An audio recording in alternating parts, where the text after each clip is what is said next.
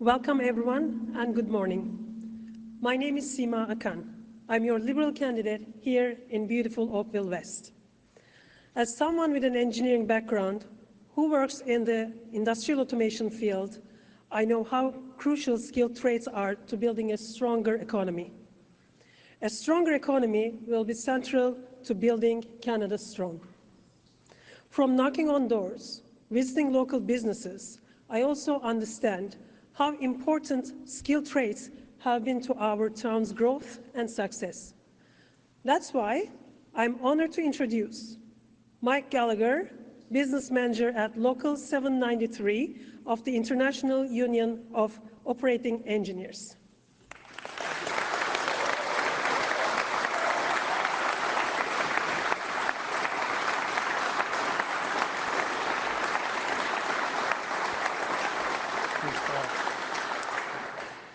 Good morning, everybody, and welcome to the Operating Engineers Training Institute of Ontario and the Operating Engineers Local 793 head office. The Operating Engineers Local 793 has over 20,000 members in the province of Ontario and the territory of Nunavut. The Operating Engineers across the country has 57,000 members all across in every province and in territory of Canada. I want to welcome some guests. Before my remarks, our first guest I'd like to welcome is Patrick Campbell, who's a Canadian Regional Director of the IUOE. I don't know where you are, Patrick, but welcome.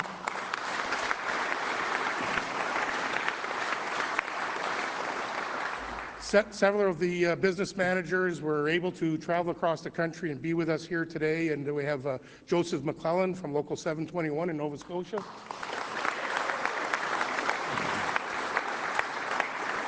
And right here from Hamilton, we have Greg Hoth from Local 772. Hello, Greg. Welcome. And Hamad Sa from Local 882 in British Columbia has also joined us. Come a long way. We also have Gilles Larivière from Local 905 in Quebec. Welcome to Gilles. I'd like to recognize some other special guests as well. We have with us the Mark O'Brien, who's the Executive Vice President and General Counsel for Baffinland, a good Canadian mining company with their head office here in Oakville.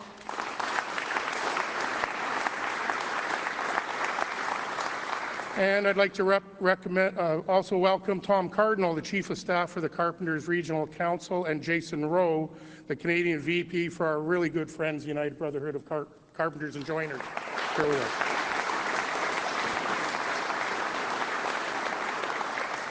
It gives me truly great pleasure to also welcome with us some tremendous Liberal candidates that we have here in Oakville. We have 5 of them, I believe. Anita, Anand, from many of you know, from Oakville East, has decided to run again here, and we're very, very happy to hear that because Anita has been a tremendous representative during her time in Ottawa, and some of you will recall took us through some very challenging times with respect to the terrible COVID pandemic that we went through, and I remember that very well, and I know that Anita worked extremely hard to make sure that Canadians were protected when she was in her role in procurement. We also have here Sima Acan from Oakville West, so please welcome Sima.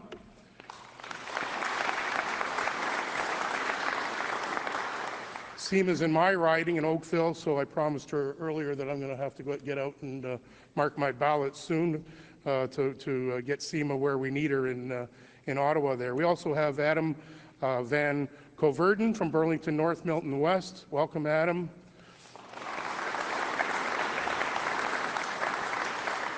And Christina Tesser, Milton East, Halton Hills South. Welcome, Christina.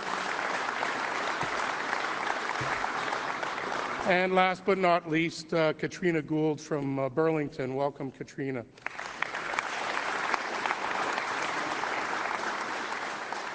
So right off the bat, I want to say on behalf of the Operating Engineers Local 793 in Ontario, and I'm quite sure that there's tremendous support amongst the operating engineers and building trades across Canada. to announce our endorsement for Liberal leader Mark Carney and his great Liberal candidates in the upcoming federal election for April 28th. So we're pleased to announce that, Mark, and it's really the right one for the job.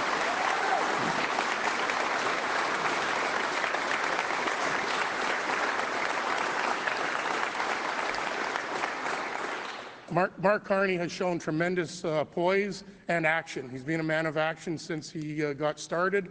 And it's true, he's not a traditional politician, but if you take a look at his resume in terms of handling economic issues, both at the Bank of Canada when he was there in 2008 dealing with a recession, and also in the Bank of England when he was hired for the first time outside of the Bank of England, hiring somebody outside of England to run the bank when they were going through Brexit.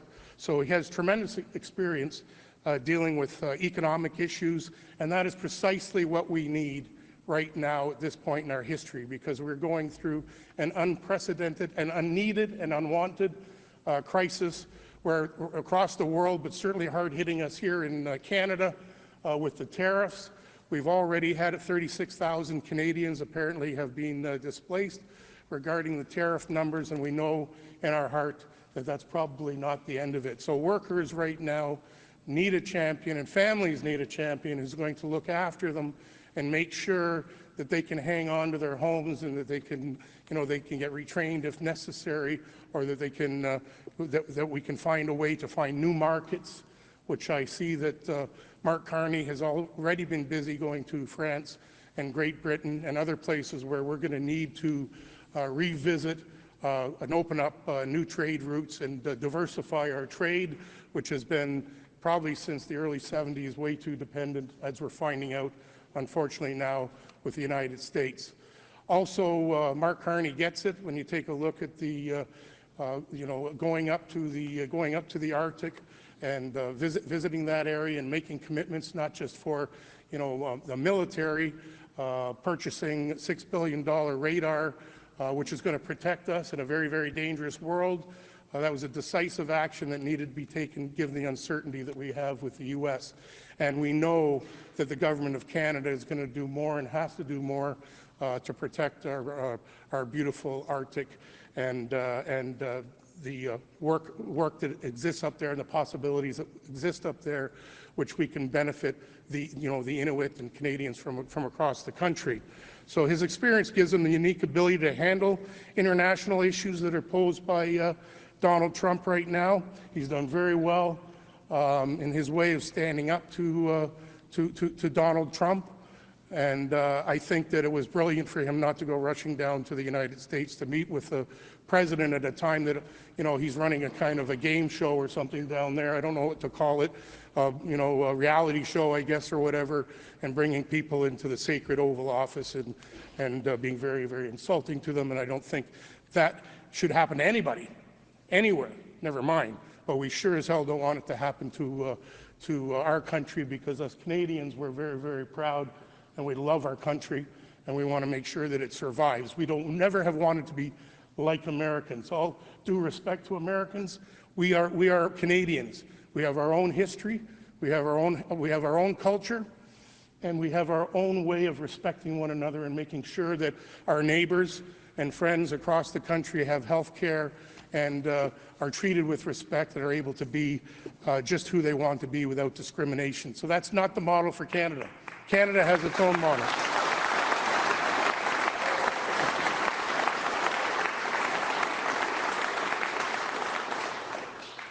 So I think I'll leave it at that, because my duty here is actually to introduce Anita Anand. And Anita, as I said, is wonderful. I mean, not all of you know her perhaps as well, but I can tell you, having known Anita for quite a long time, for many years, she's very, very dedicated. I don't know where she finds the time, to say that she's a mother of four. And, I see her at community events like the Oakville Santa Claus Parade, I think is where I first met Anita, and talked to her. And she's very, very highly regarded in the Oakville community. And we need to fight like hell to make sure that she's returned to Ottawa because of the things I told you that she's been doing when she's been in public service in Ottawa. So with no further ado, I think I'll step aside and turn it over to Anita, and let's hear from her, because it's a delight to listen to Anita. So come on up, Anita, and talk.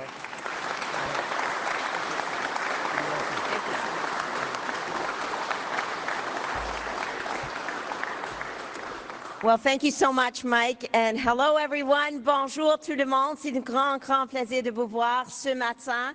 We are here today, obviously, at the Oakville Training Center for the International Union of Operating Engineers. And this is the place, the site of one of my very first announcements when I was elected in 2019.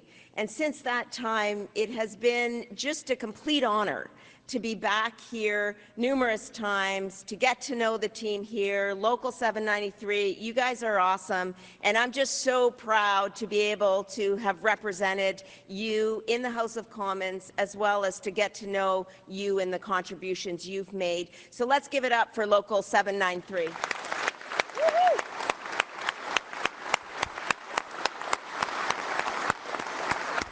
Now, you all, as workers, represent one of Canada's competitive advantages. That is in the fact that you contribute to a workforce comprised of skilled trades, comprised of people who know how to build an economy. You are at the heart of our workforce, and you are the reason that Canadians have been able to rely on the skilled trades for generations. And I'd like to thank Mike and Local 793 for your friendship over the years.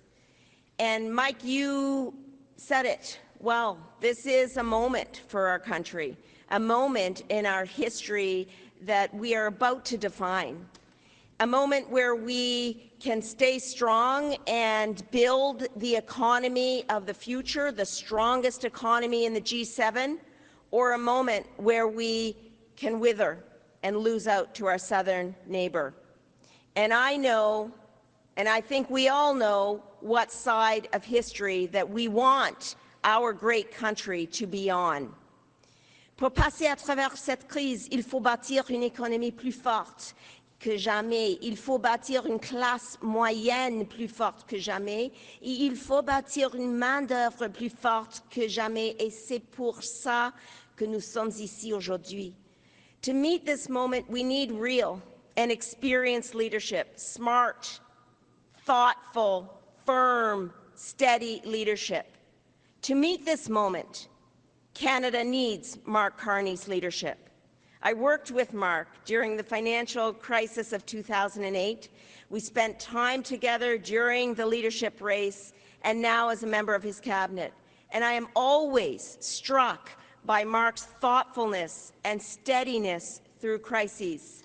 Mark carries a passion for the future of our country, the future of our economy, and he has a transformative vision that includes strong, trained, unionized workers at its very core.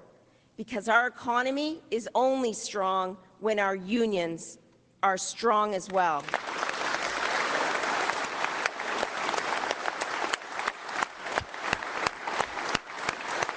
And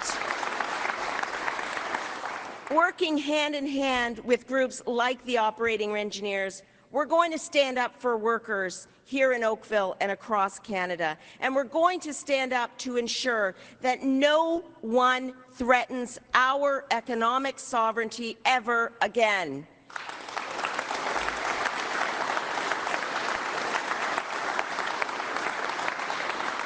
Now, please keep clapping and join me in giving the warmest Oakville welcome you can possibly give to Prime Minister Mark Carney. Bienvenue à Oakville, Mark. So great to have you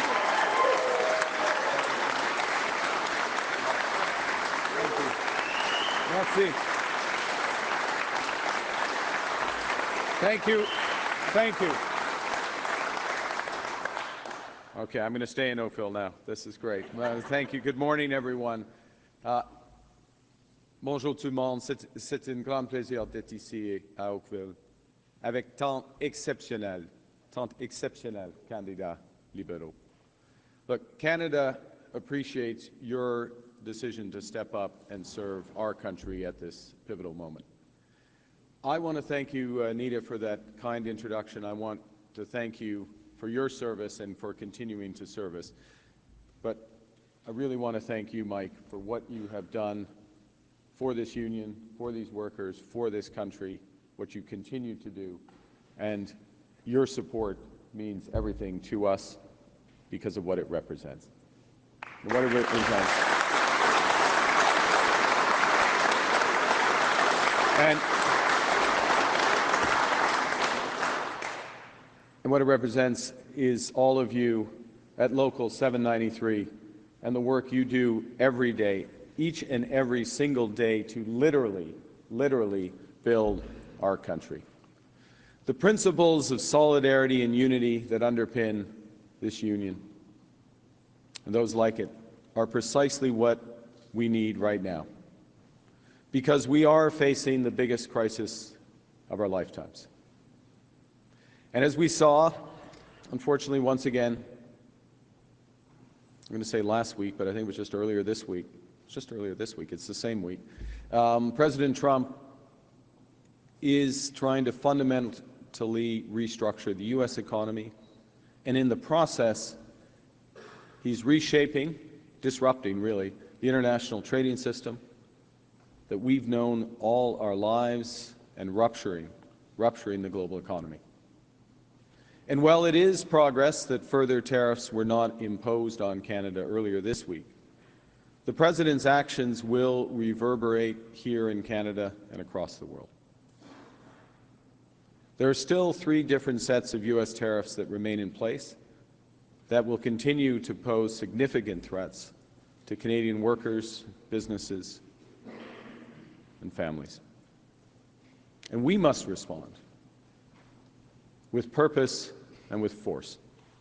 We are a free, sovereign, and ambitious country. We are masters in our own home. Nous sommes maîtres chez nous. Nous contrôlons notre destin, y compris notre destin économique. Nous allons tracer notre propre voie.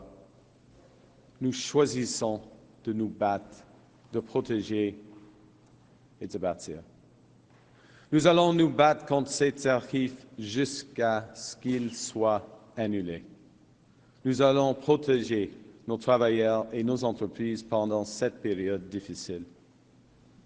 And above all, we will build a new Canadian economy. Our task as a nation over the coming weeks and months and years is to think bigger and to act bigger, to build Canada strong. That starts right here. That starts by investing in our workers. Crane operators, bricklayers, welders, and those in the specialized trades that are essential to the future of Canada. We have to invest in their futures too. Investing in the skilled trades is, as Anita mentioned, at the very heart of our economic strategy. The skilled trades build our homes, offices, factories, roads, bridges, and rails. You are, and your colleagues across this country, are the driving force of Canadian prosperity. And our goal is to build the strongest economy in the G7. The next decades are going to be very busy for those in the skilled trades in Canada. We are not just going to create hundreds of thousands of jobs in the skilled trades. We are creating hundreds of thousands of careers.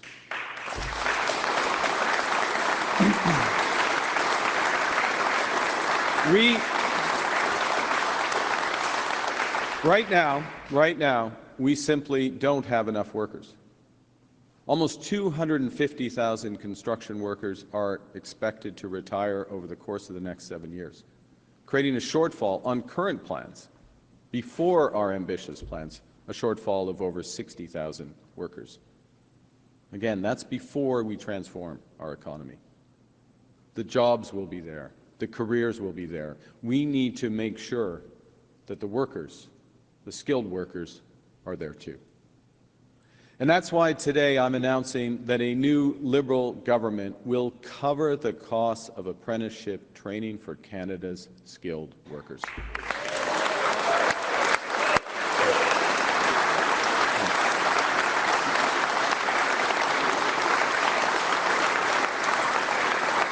And let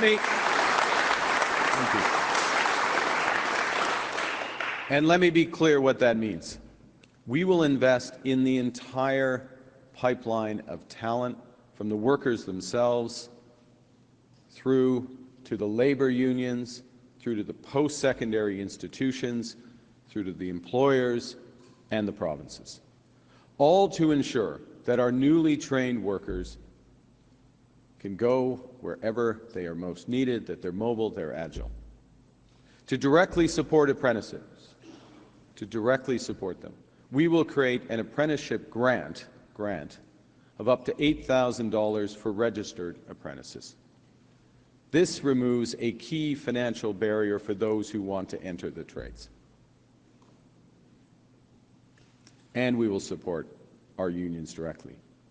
Les syndicats jouent un rôle clé dans la formation des travailleurs spécialisés. C'est pourquoi nous doublons le financement du programme pour la formation et l'innovation en milieu syndical, qui va passer de 25 à 50 millions de dollars, from 25 to $50 million. Because the unions are at the center of apprenticeship training.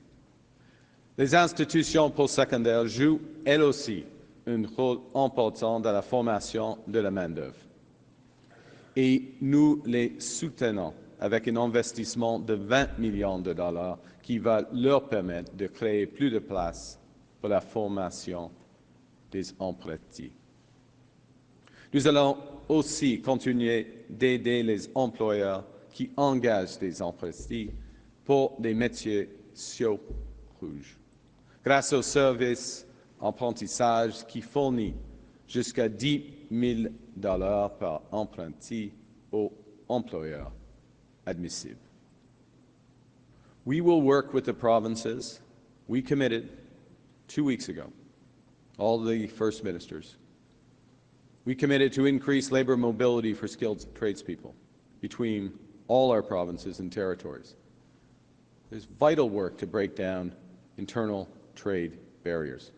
In fact, our government has committed to remove all federal restrictions on mobility by Canada Day. Free trade in Canada, free mobility by Canada Day.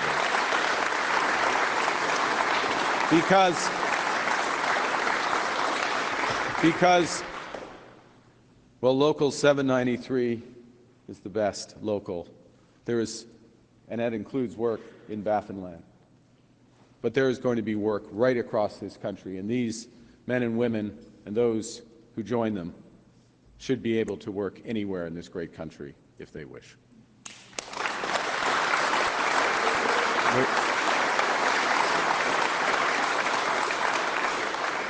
We are also expanding the labor mobility tax deduction to ensure that those workers who travel more than 120 kilometers from their home to a job site can deduct more of their expenses.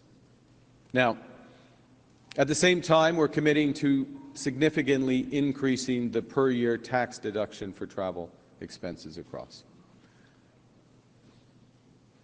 We are blessed in Canada with the best workers in the world. We just need a lot more of them in the trades. Our ambitious plans for Canada require us to be ambitious in supporting the women and men who will build Canada.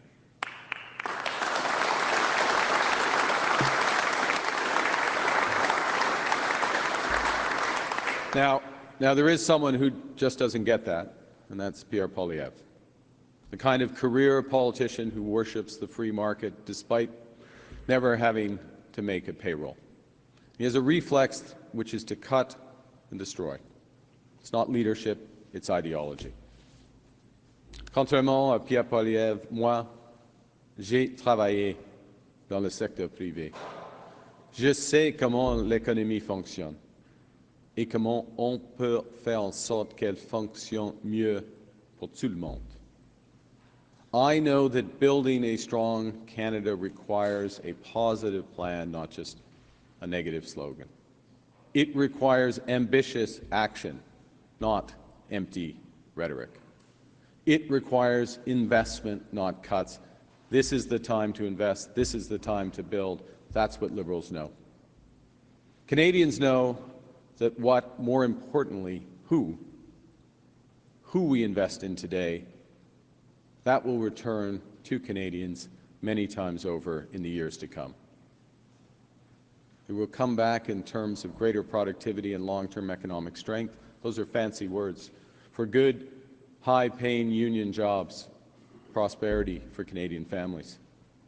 À court terme, ça va permettre de créer des milliers de bons emplois pour la prochaine génération de travailleurs.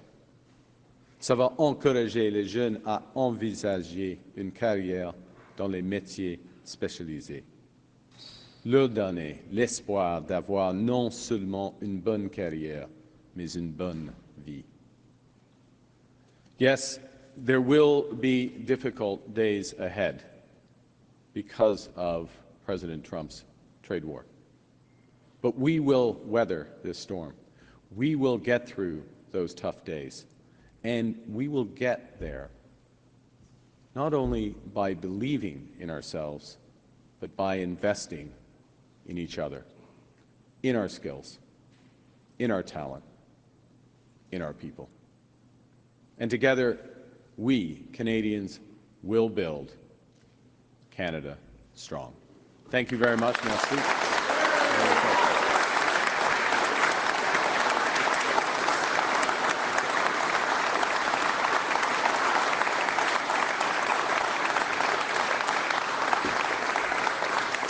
Be happy to answer your questions. Merci, Monsieur le Premier ministre. Nous allons prendre 15 minutes de questions de la délégation, suivi des médias locaux. First question, Judy. Good morning, Mr. Carney. Judy Shridden with CTV News. Reuters is reporting that GM has decided to hire hundreds of workers at its Indiana plant to ramp up production, and there are concerns here that this is in preparation for moving GM's operation in Oshawa, where it makes the Silverado truck, to the U.S., something that could happen in weeks. What are you doing now to stop GM from moving to the U.S., to deter any plans that may be in the works? So the first thing we're doing, Judy, we're doing several things. And our core of our strategy is to fight, protect, and to build.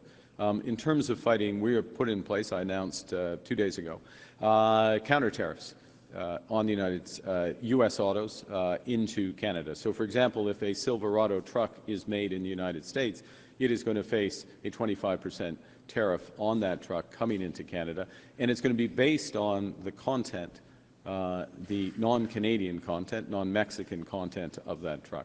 On average, U.S. vehicles as a whole have lower, it will be in a higher effective tariff in effect. I'll cut to the chase on that. So that's the first thing, we put that in place. We've done that in a way that's smart, though, because we've carved out auto parts, so our auto industry remains competitive in that. So there's a clear strategy directly to the U.S. Secondly, we're making available, is a better way to put it, enormous financing for Canadian enterprises, including would be GM or others in Canada, both through the ability to defer their taxes, to take direct financing in enormous amounts, tens of billions of dollars that is being provided on a low-interest basis, if needed, as well as support directly to workers. Third thing we're doing in terms of our strategy is around building, which is we've put in place a new strategic response fund, which more directly will supply support for building made in Canada. But if I can just bring that together, so your question was what are we doing, but to be absolutely clear about the situation is the U.S. has put in place punitive tariffs on an industry which is fully integrated. There will be disruption in that industry. It will rebound negatively on the United States. Let's be absolutely clear. The Americans are hurting themselves. They are hurting GM. They are hurting Ford. They are hurting American workers. We've seen the first signs of that in the financial markets, dramatic moves in the financial markets, which is telling Americans that are listening, that there are future job cuts, higher inflation, and likely an American recession ahead. So we're going to protect our workers. We're going to fight back. We're going to build. We're going to get stronger. They're going to get weaker. We're going to get a deal in the end. En ce qui concerne, c'est une question plus générale que ça, mais la réponse, la stratégie du gouvernement que nous mettons en œuvre, c'est de se battre contre les tarifs avec les contre-tarifs canadiens, y compris pour le secteur automobile, et ce n'est plus le cas que les véhicules américains pourraient être vendus au Canada sans tarif. Ça déjà change, ok? Première chose. Deuxièmement, de protéger les travailleurs canadiens et les entreprises canadiennes, y compris GM au Canada, avec le financement favorable et d'autres initiatives. Il y en a plusieurs.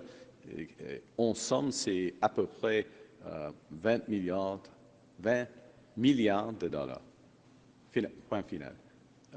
On bat une nouvelle industrie canadienne avec une forme de réponse stratégique.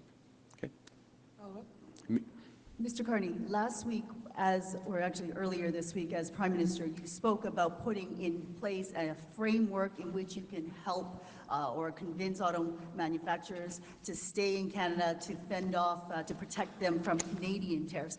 I am wondering about this framework. When is it going to be in place? This is a fast-moving process. Yep. As I mentioned, this plant could be closed in weeks before the election. What can you do now in terms of adding pressure? Are you going to put in any punitive penalties? Thank you for the question. So, as you know, Judy, during an election period, what a government can do is more limited, a so-called caretaker period, which does exist now. What we did as a government in anticipation of this, to the maximum extent that we could in advance of the election, is have authorization to put in place tariffs, counter-tariffs and other counter-tariff measures. We are putting it in place. So the cost to American-based manufacturers has changed dramatically with the tariffs that we have put in place. We do that with regret in the sense of we're responding to unjustified, illegal, and misguided tariffs in the United States. Vehicle production in the United States, vehicle purchases in the United States, economic activity in the United States, jobs in the auto sector in the United States, all of those are going to go down. They are going to go down. The U.S. is harming themselves with these tariffs. Okay? It takes some time for that to filter through, just like it took some time for the impacts of Brexit to filter through to the UK economy. But I have seen this movie before. I know exactly what's going to happen. This is what's going to happen to them. The Americans are going to get weaker. We are going to stand by our workers. We are standing by our companies. We are building new trade relationships. We are going to stay strong and get stronger.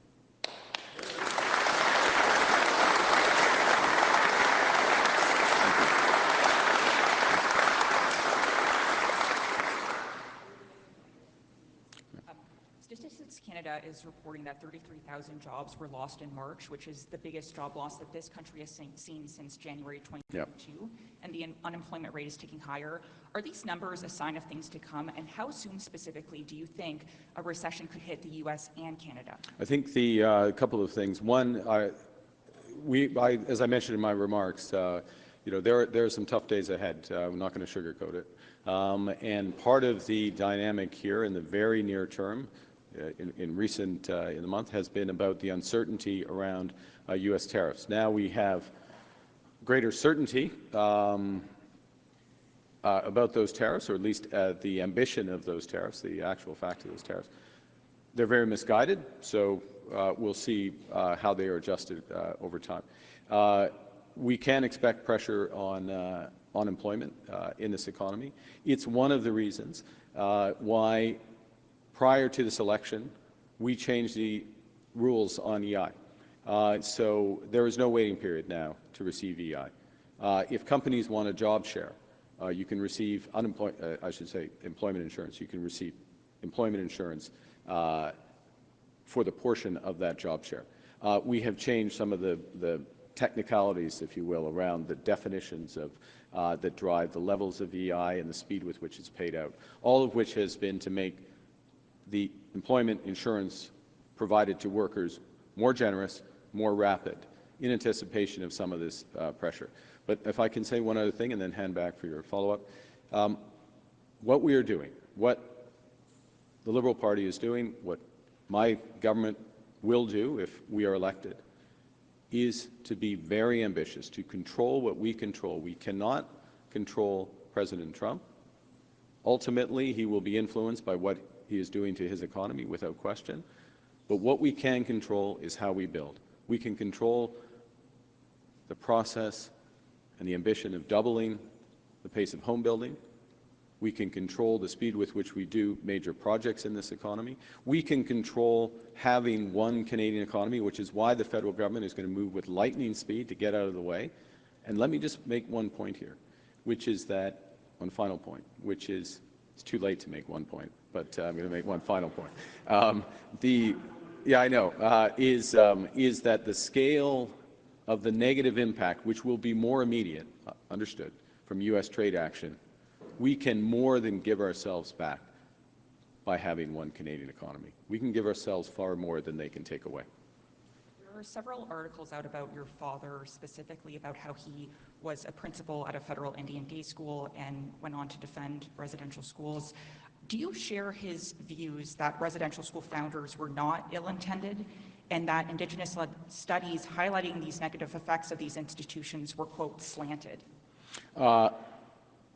I love my father, but I don't share those views, to be absolutely clear. It's a long, painful part of our history. I've learned personally, we've learned as a nation. We're in a process of the damage, of the fundamental damage of residential schools and day schools to those who attended them, those who are their descendants, if I can put it that way, the culture as well, and a very necessary, essential process of reconciliation. Truth and reconciliation has begun. At the core of my government, as it was the case at the core of the previous government, will be to advance that process of reconciliation. That's a fundamentally and deeply held personal commitment of mine. Thank you. Hi, Mr. Carney. Mackenzie with Global News. You've spoken that if you win the election, you negotiate a new security and trade agreement with Donald Trump. One problem is that he routinely breaks agreements that he's signed with Canada. The most notable, of course, is NAFTA. How do you think you'd be able to actually get assurances from the president that he'd follow through on that deal? Well, it's an entirely valid question, and we've got to go into that negotiation, which the president agreed to have, eyes wide open. We have to go in sectors where the fundamental economic interests are so deeply tied that the incentives are there, and those have been showed. There may need to be more specific penalties as part of that agreement. That's another opportunity. But we have to have those elements there.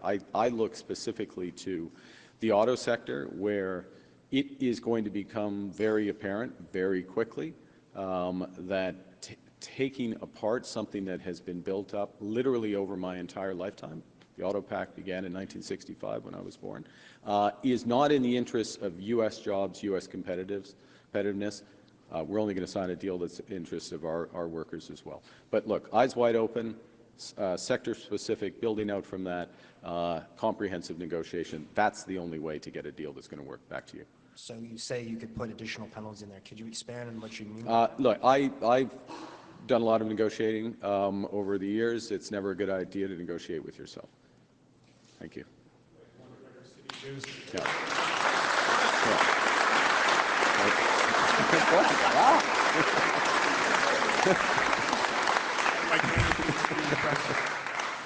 I want to ask you about the turmoil on the stock markets that you referred to earlier. During this campaign, you've taken measures to help workers affected by the tariffs, help businesses. What about the millions of people who are retired or about to retire, who are absolutely terrified about their retirement savings? What are you going to do for them, and what's your message to them?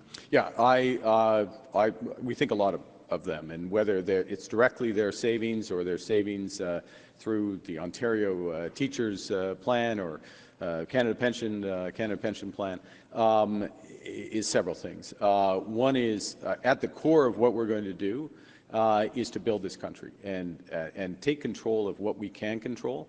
That's built.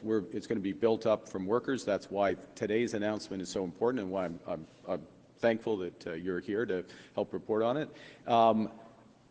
We have a lot of fundamental strength in this country. We have a lot of financial firepower in the federal government. We need to use that to maximum effect. And maximum effect is to make sure that we've got trained workers coming through the pipeline, so to speak, and that every federal dollar is catalyzing multiple dollars of private investment. That's how we're going to lean against this, and Canada is going to start to separate from the pack. Thank you. Les fonds de pension, je comprends bien que les Canadiens et Canadiennes s'inquiètent de la situation sur la bourse et pour leur pension. Et moi aussi.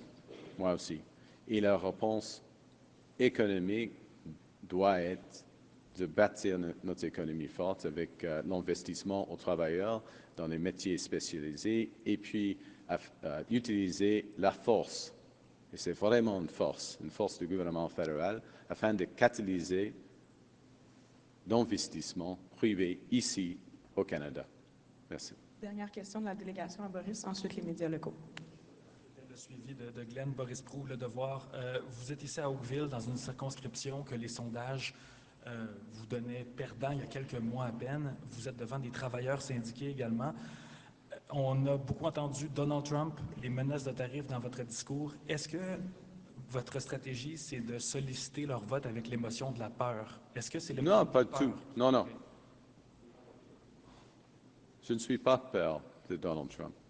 Je ne suis pas peur des Américains. Pas du tout. Je connais bien votre question. Mais j'ai de la confiance aux Canadiens et Canadiennes. J'ai de la confiance à l'avenir de notre pays. Il faut bâtir, il faut agir. Dans une crise, il faut agir. Nous agissons. Mon gouvernement agit. Et nous allons bâtir une économie forte, vraiment. On va gagner cette guerre. On va gagner. C'est un message positif. Absolument, c'est un message positif pour les Canadiens et Canadiennes. Vos médias? Merci. Irep Çakır with Turkish Voice of Canada. Immigration policies have been among the most criticized aspects of the Liberal government. You've changed the Minister of Immigration in your new cabinet, and this event's opening was made by an immigrant Turkish-Canadian MP candidate, Sima Acan. Will your approach to immigration be different under a new Liberal government? Are there going to be any critical changes in policy or implementation? What are your key promises on immigration and for immigrants? Thank you. Thank you for this question. It's a local question. It's a national question. So it's an incredibly important set of issues. I agree with the premise of your question, which is that immigration policy made mistakes. We let in far too many people in all classes of immigration, from temporary workers to foreign students and beyond. And when I say too many, I mean relative to our capacity to receive these people. We didn't have enough housing, not enough social services. Those going to educational institutions weren't all getting the education they deserve, an education of the level that they deserve. Au Québec, il n'y a pas d'assez placement dans la langue française, par exemple. On est plus haut que la capacité d'accueil ici, au Québec et à travers le Canada. So we've had to make significant changes. We've had to implement caps with respect to foreign students, with respect to temporary workers, the overall level of immigration. We will need to keep those in place. We will need to work with the provinces to make sure that they are shared in a way that is effective to keep this economy working. And what we also have to do, which is why earlier this week we announced our intention to double the rate of home building, we need to build the capacity of Canada to welcome immigrants. And until we get to that point, we are going to have to manage very carefully the levels of immigration in this country. Good morning, Mr. Carney. Julie Sharp with CHCH News. How can you ensure the Oakville Ford plant, currently closed for retooling, will reopen? I spoke earlier this week. I had a long conversation with the global CEO of Ford, Jim Farley. We discussed specifically the Oakville plant, the competitiveness of the plant, the investments that Ford is making in the plant, their commitment, his personal commitment to me, exactly your question, that the Oakville plant they'll continue their investments, that plant will reopen. The Super Duty trucks are some of their best vehicles, their most effective vehicles, and they're committed to Canada. Last point, so that I take that commitment directly from them. Last point, though, which is a point in general, which is the way we've designed our counter tariffs. The way we designed our counter tariffs is that there is a big incentive for global manufacturers who want to sell in Canada to follow through on their investments and maintain their production in Canada. Thank you very much. Thank you.